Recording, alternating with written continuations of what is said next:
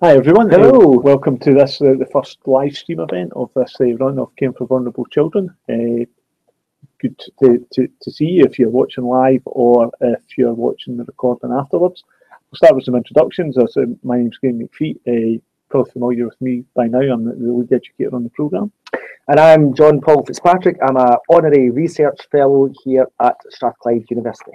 And you'll meet John Paul in a couple of weeks' time in the course. John Paul delivers some talks and does some of the sessions, but you've got that pleasure to come further down the line. So what we're going to be spending the next 40 minutes or so is talking about some of the discussions and contributions we've had over the first 2 weeks of the course. As ever, there's lots of lively discussion going on, different pages of content, different parts of the course, stimulating lots of discussion. Yeah, really good levels of engagement. We've had a chance to look through some of your comments. Alas, I wish we had the time and ability to respond to all of them, but it's really good to see all of your thoughts and reflections on the different steps of the course. So keep that level of engagement up because it's very, very good and very good way of keeping feedback going for each other and supporting each other on the course as well. So it's great. Yeah, and actually I would say that in this particular cohort, just from looking through some of the forums, often in a course such as this, we can see lots of comments and they're more individual and just kind of people making their own comment. What I'm seeing more evidence of this time is people replying to each other and conversations developing, which is kind of good. So it's not just then an individual learner experience, but learners engaging with learners and developing further ideas. Now, I say we'll get kind of four main things that we want to kind of try and cover in the session today. We've had some questions posed in advance of the live stream, so we're going to start with them, make a point of kind of answering them. We're then going to move on to a bit of chat about Billy's story. We're also 2 weeks in to Billy's story, and there's been a lot of discussion already about the issues that are raised from that scenario, so we're going to have a bit of a chat about that. There's the poll that we had in week 1 with the 10 different brief scenarios, and we asked people to rank them in terms of kind of the scenarios that you think are kind of most risky or kind of most vulnerability to children. There's some interesting stuff in there that we will talk about. And just also kind of one other element, and it actually links back to kind of week 1 material, and when we were asking learners to think at the beginning about just attitudes towards risk in general, both at risk in society, attitudes towards risk on a personal level. And there's some interesting posts there, and we've pulled out a couple there that we want to talk about. So say that's what we're going to try and cover in the next 40 minutes or so. We're going to start with with some questions posted specifically in advance of the live stream, and the first one was from the first one we got is from Gillian Halley. So Gillian, thanks for posting your question. And Gillian was asking a question round about the fact of the kind of children and young people's experience of kind of different caregivers being involved in their upbringing, and talking about if we've got kind of more or less people involved. And she says, so for example, if we've got kind of a whole variety of adults, and she says childminders, teachers, grandparents, etc. And she's asking the question: is that a plus, or is that potentially a negative, in that the child has almost got more tasks to engage in because they've got more adults to try and form relationships with? I think kind of offer an answer for that straight up. My immediate response would be the more supportive and protective adults and interested adults around about children and young people, the better. And young people are very able to form a myriad of relationships with a whole range of people. Absolutely. I mean, what the research evidence tells us is that young people need caring, supportive, stable, loving relationships, and as long as they can come in the form of a caring and supportive adult, then that's really important in terms of stability, about helping young people, particularly at the point of transitions, maybe transitions from nursery to primary education, or across settings, from staying at home and then moving into residential care, for example, for those that have got more significant social work involvement that continuity of relationships really, really important.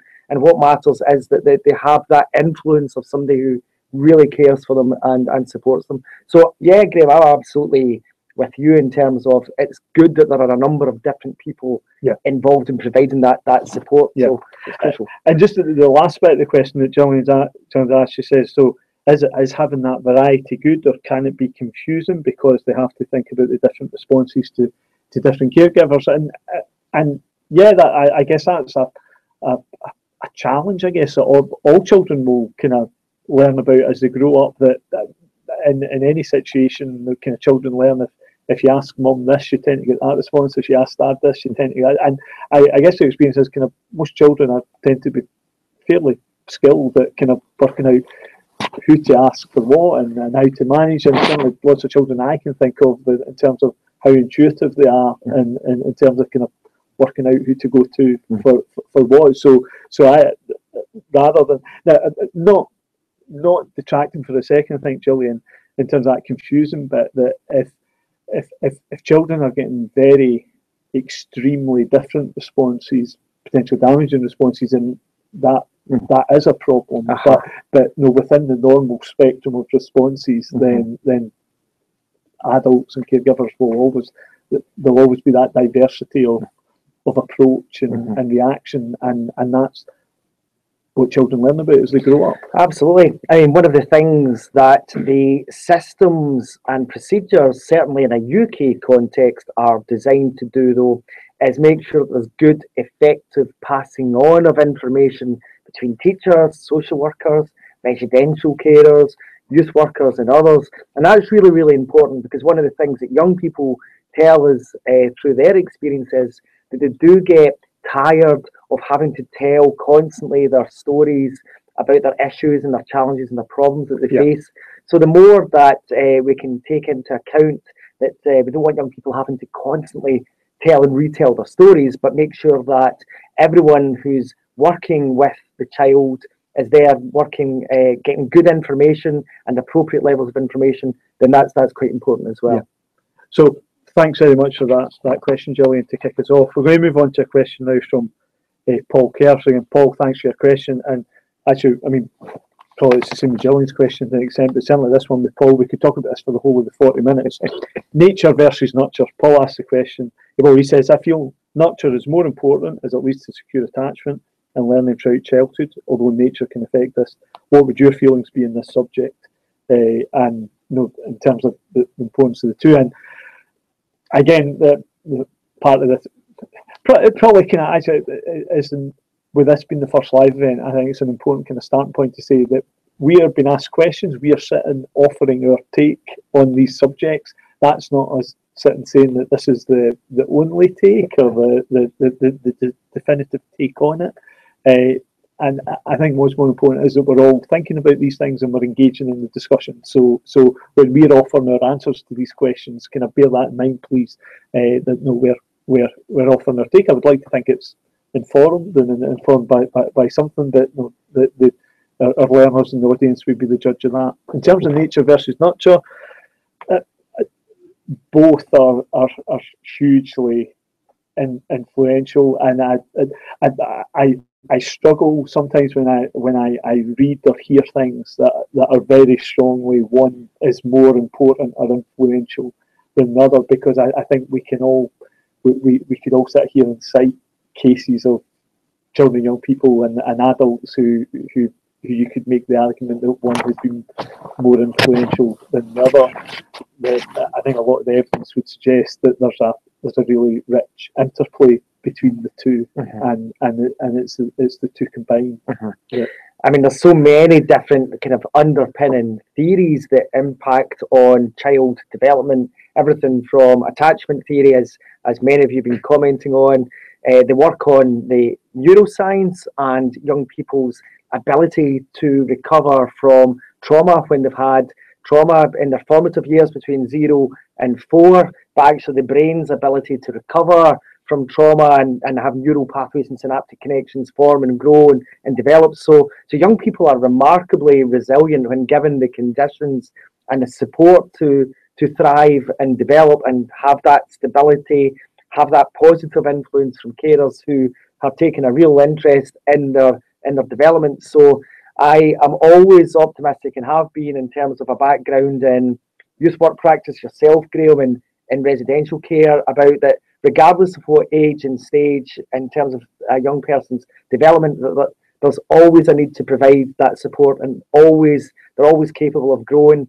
and developing and flourishing and achieving their potential when they have the right conditions for support. And actually, following that line of argument through, it could lead you to say, is nurture more influential than nature? And that's it. And then somebody who's sitting as a former childcare practitioner and now a childcare educator, if I didn't think that the nurture and care that we could offer for children and young people was important as it was, then we'd have been this role. And I spend my working life kind of advocating for what we've got to provide in the best possible care and nurture that we can for children and young people, but very much buying into that notion about there's the room and the space for growth and development and recovery, and sometimes worry that when sometimes we can hear about children and young people being written off because of kind of pressure, and I think that's a real worry for us when we think in those terms. Absolutely,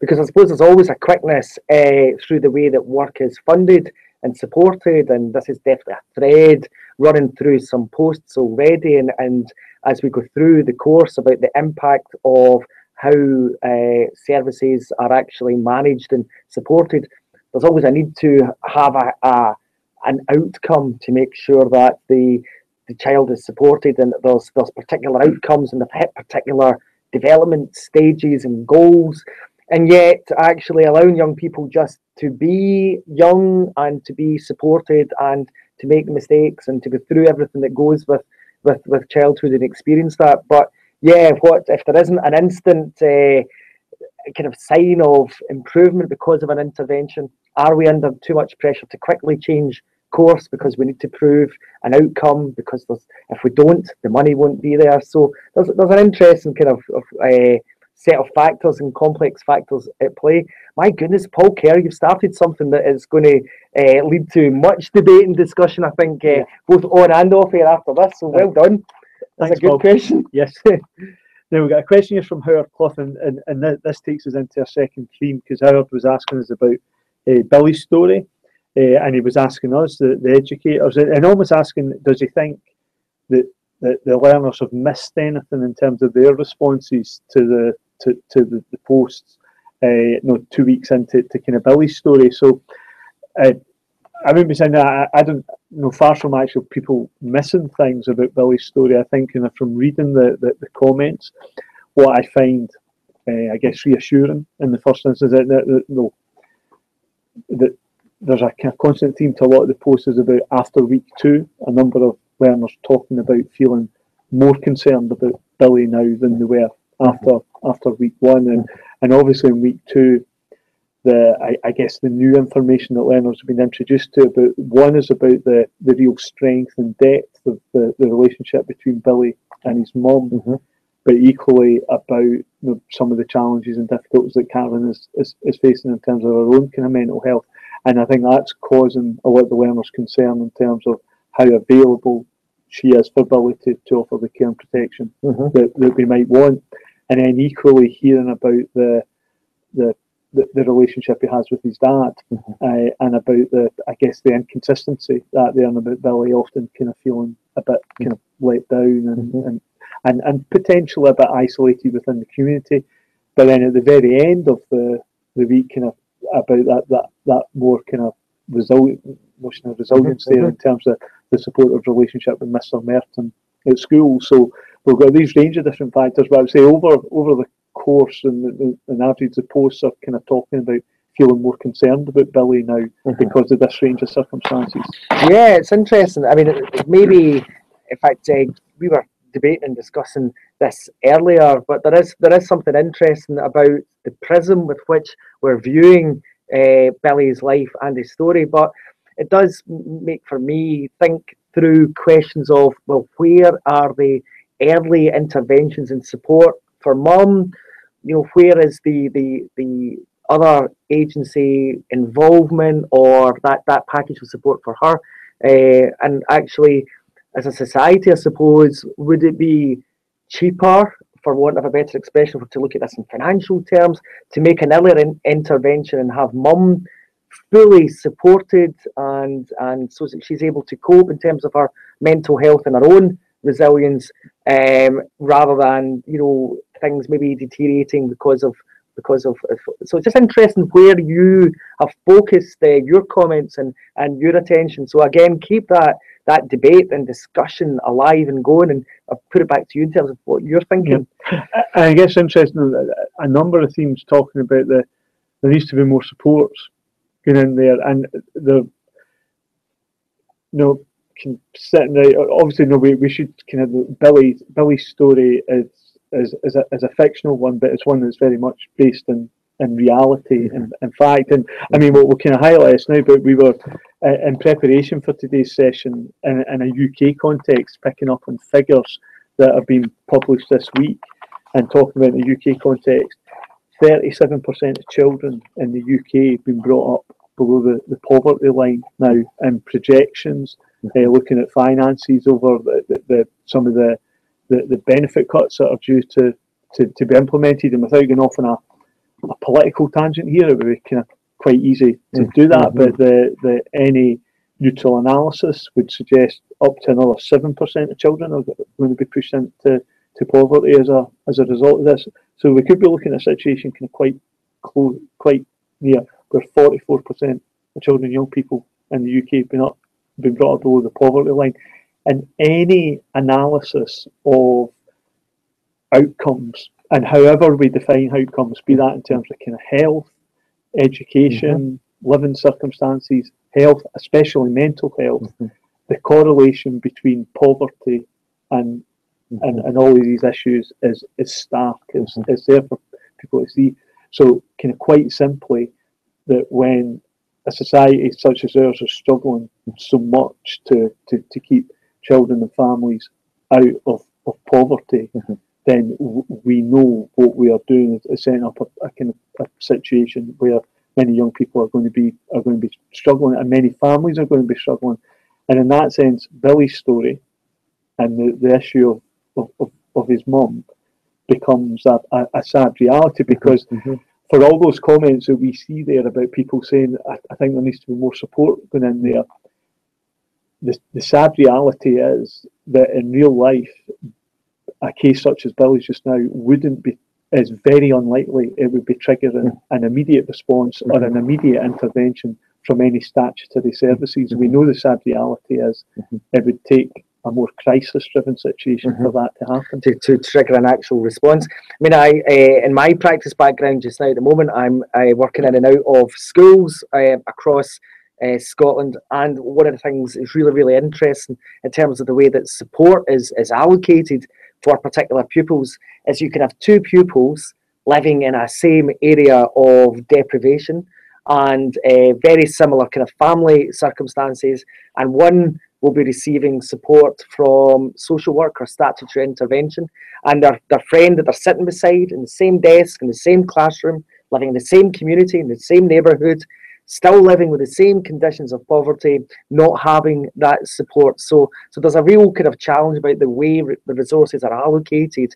But I mean, Graham, the figures that you're presenting today are one that are stark, and I suppose I would urge you to think through in your own country, in your own context. Well, is there an impact between the amount of vulnerable children and the supports that are put in place and poverty where you are? It would be really interesting to see your thoughts and reflections on that. But these figures, I mean, this is our 7th run of the course, and actually this figure just gets bigger and bigger and bigger. And I do personally find that quite frightening. And I think yes, I think we need to make a concerted global effort to address this.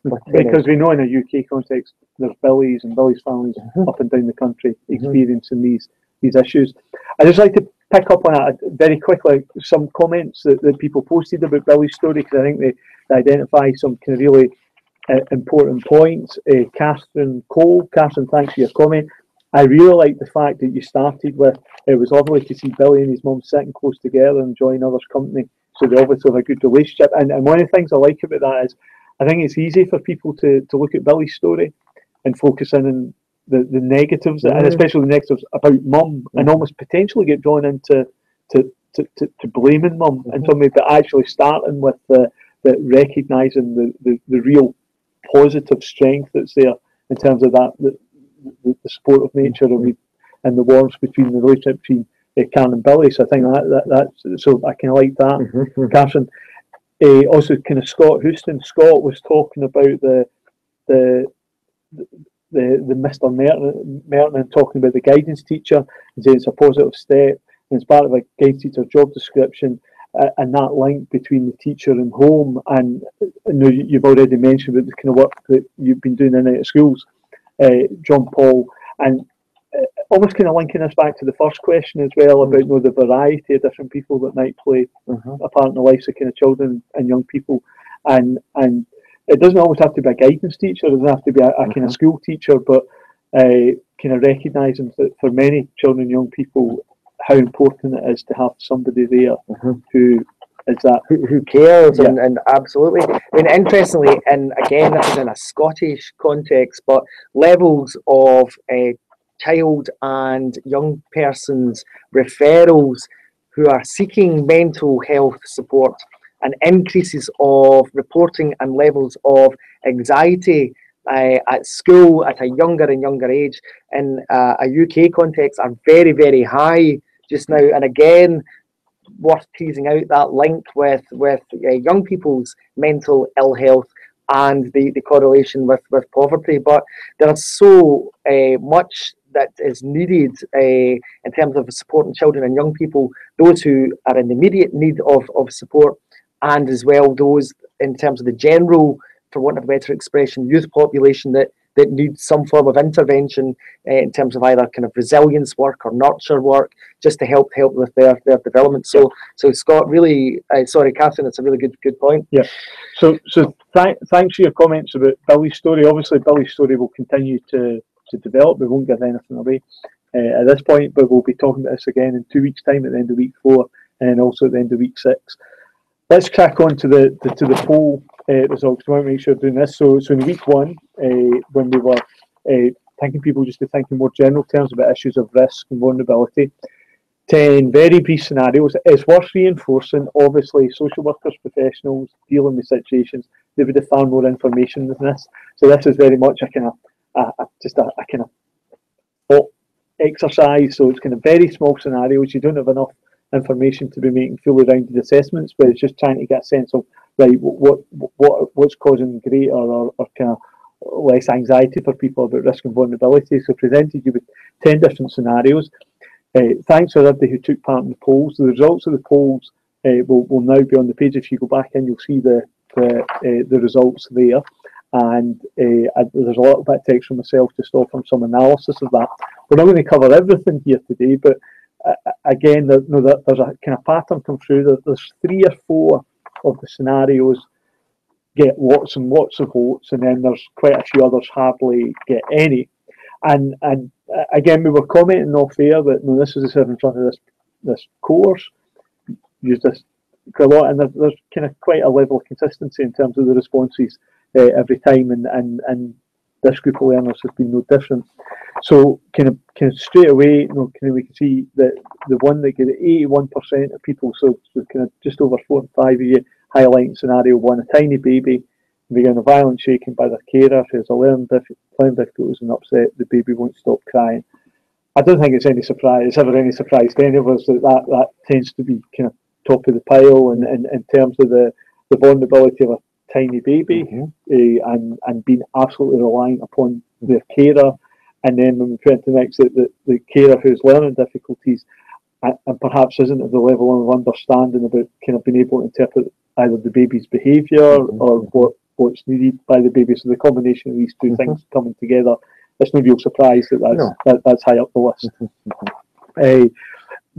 Likewise, the scenario that gets the second most votes got 65%.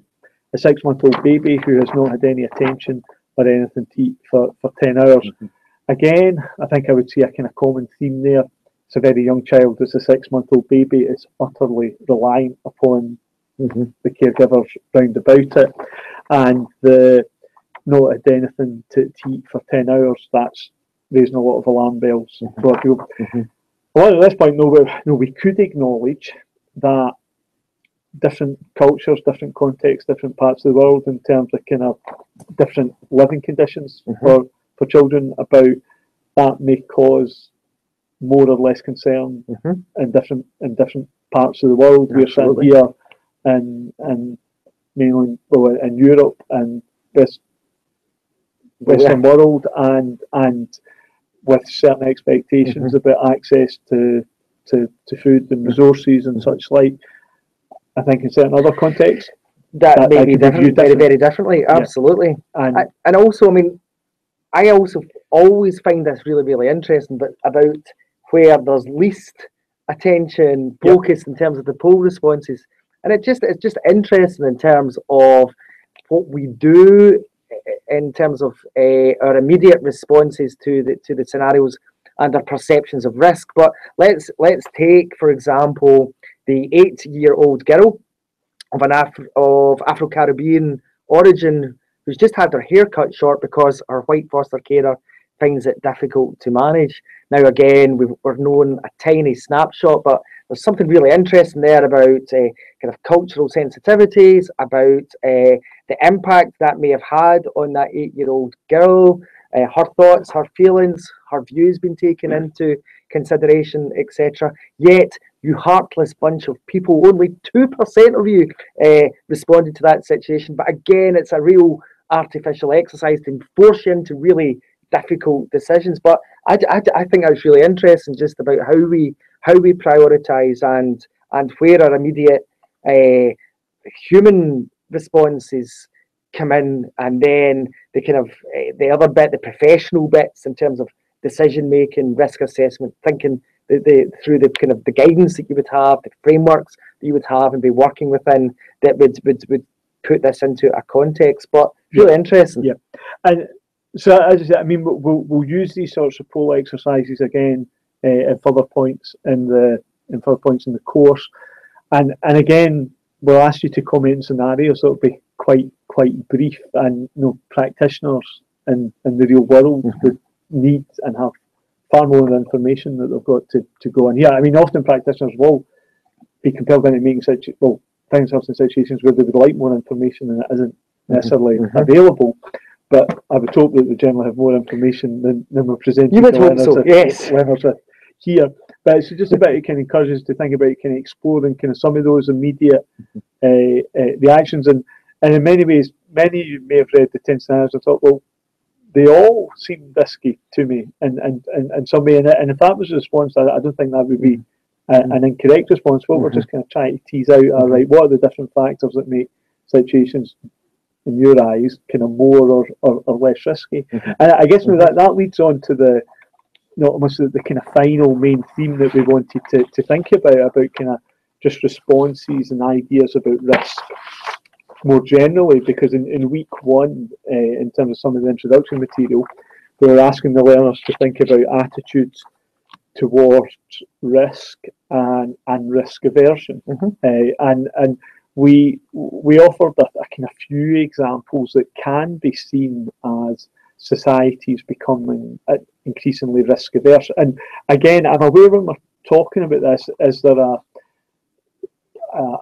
a variance within different cultures and different parts of the world? And again, we should acknowledge, kind of we're sitting here in the West, kind of talking about our attitudes towards risk, and in terms of how we would typically view kind of what would be seen as appropriate childhood experiences. But in different parts of the world, where how children will experience childhood and growing up will be very different, then I think that we need to acknowledge there can be very different attitudes towards risk and risk aversion. But there's some really interesting kind of comments in relation to this, and I kind of want to start with one here from Lynn Lindsay. So Lynn, thank you so much for making this comment. With actually, kind of quite a degree of honesty, but I think it kind of opens up a really interesting conversation for us to have. And Lynn comments on the difference, as she would see it, between if she were a professional looking after a child and what her attitude towards risk might be, i.e. what she would allow a child to do or not to do, what they might participate in, and how that could be different to how she would view her own birth children. And talking about the difference, well, when it's your child, about parental control and choice and stuff like that, whereas when you're a professional being asked or paid to look after another child, about do we judge things by a different standard? And I think that the complexity of this real memory is this kind of $64,000 question here. I think there's a real concern, and we'll pick up on these themes specifically in week 4.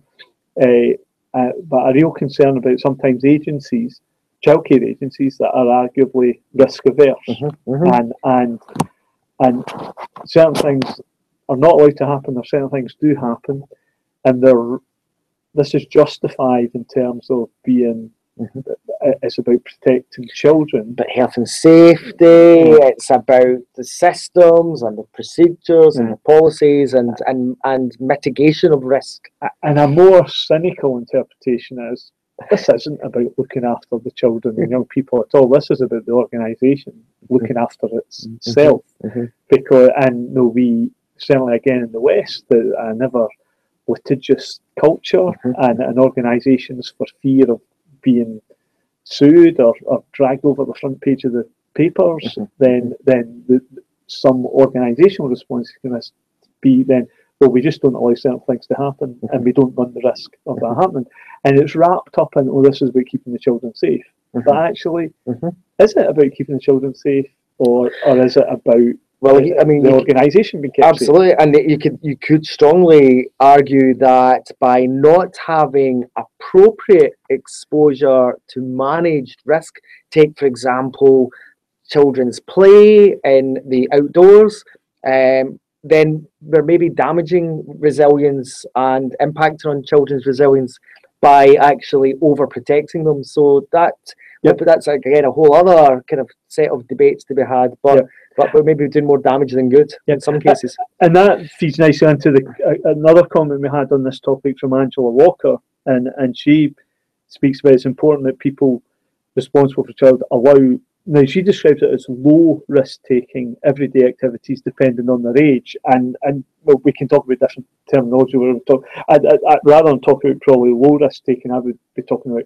appropriate risk-taking. But I think that we can even get into levels of complexity here, because sometimes we have these sorts of discussions. We can cite examples of children, young people, if we use an example, being allowed to go to a beach and go in the water, or allowed to be on a bike. Do they have to wear a helmet or no? And all these sorts of things. And often the discussions about these things focus upon these kind of practical, sometimes sport activity things. I think we get into much more complexity when we begin to think about adolescence, and we begin to think about all the things that we know that adolescents, in terms of kind of growing up and testing out and experimenting, and in relation to relationships, sex, drugs, alcohol, all these, and about how we allow kind of children to the messages they're given, how much scope or rope we're giving them, and kind of how we try to support them kind of within it. And I think it becomes much more complex for organisations. That's far more complicated than absolutely how do you deal with a kid going to the beach, or how do you deal with whether they're allowed to do this activity or that activity, in terms of the huge complicated set of factors and variables inherent in all of that, and balancing, for example, the rights of the child, balancing the rights as teenagers to make decisions. At what point are you disempowering versus empowering them, and capability to make decisions and age and stage, and it's hugely complicated. Because what we do know is, if we don't allow them to be exposed to any danger or any risk taking, and just say no, that could potentially go wrong in some way, so we're just going to avoid that.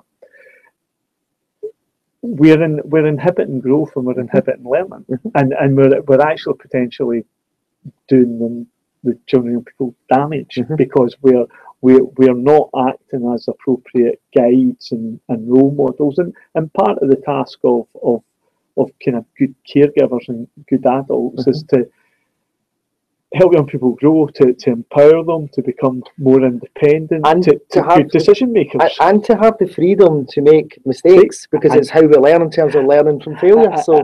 And to be there to help them pick up the pieces, make sense of mistakes. Now, and I think this is where Angela's comment becomes really significant about the low risk taking, because this gets us into that acceptability, and again, I think that becomes more complex when we begin to think about some of those more relational things and associated with adolescence as kind of young people kind of grow up and discover who they are and begin to kind of branch out in the world, and certainly for thinking about children who are looked after and thinking about kind of some of their likely prior experiences, and they might have been exposed to a lot of things that we wouldn't ideally have liked them to be exposed to. So arguably we've got an even more important job there to kind of help them think about good, safe decision making and good, safe management of risk. It's one of the biggest gifts I think we can offer children and young people, is to help them to grow into being good decision makers. But we shouldn't set it up that you've got to get decisions right all the time, because who of us as adults can say that we never make mistakes, that we always make the right decision. So as he makes a mistake and drops his papers, but mistakes are good, and it's how we learn. So that's all good. Yeah. So we're getting kind of last couple of minutes here. A kind of final comment I wanted to pick up from Irene Milligan. Irene, thanks for making your post. Now you used the phrase kind of we're about risk obsessed as a whole. Now that is an interesting theme, and there's kind of quite a strong narrative that would argue as a society we have become overly risk obsessed. But she talks about kind of government needing to allocate more funding to social services to enable them to provide the level of care that vulnerable families need. And linking this back to when we were talking about Ellie's story, linking this back when we were talking about the latest statistics in the UK about the amount of children and young people and families experiencing poverty. And Irene, I think the sentiment that you expressed there in your post is one that would be certainly shared by us, and it would be shared by many, that we need. And I would go beyond social services. I would also just talk about actual kind of universal services in terms of our education system, our health system, and societal services more generally. Youth work services, informal services where young people can play and develop and do sport and participate. So all of that, absolutely. Yeah. So I think that's an important point to finish with. What we'd like to encourage you is that any of the things that we've spoken about, and then go back to the bit about we're offering our take on it. We've got the luxury of being the ones in front of the camera. We get to kind of talk about this for 40 minutes.